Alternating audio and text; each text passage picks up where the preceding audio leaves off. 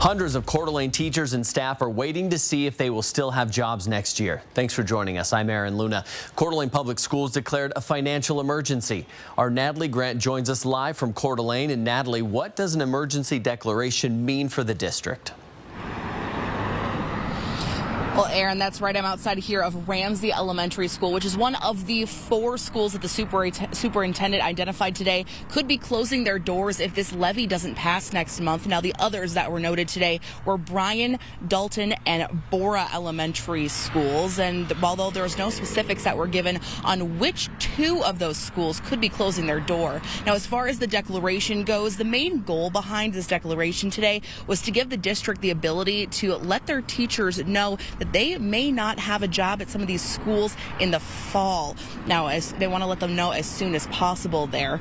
It could impact hundreds of faculty members within the district. The superintendent is advocating in favor of sending those reduction in force or RIF notices to those impacted staff members as soon as possible to give them time to prepare. But members of the board voiced concerns about what declaring a financial emergency could do for the long term in the district. They also asked if sending these notices out before the levy vote was necessary.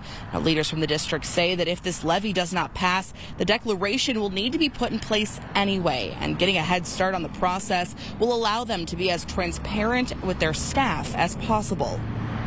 To be able to inform employees as early as possible is dependent upon the declaration of a financial emergency. That's the whole point to the financial emergency, is that you are able to move forward and let your people know as soon as possible. Now, as far as the contingency goes, the board voted to pass the declaration, stating only if before those RIF notices are sent out, they have to be the ones to approve the list, which will be approved after the levy vote. We will just hold off on informing or informally informing any staff members between now and the levy, and then we'll be prepared to inform them as quickly as possible right after. And as far as next steps goes, the emergency declaration will now have to be approved by the state, which they say will only take about a day or 2. But now the big question remains, what happens if the levy passes?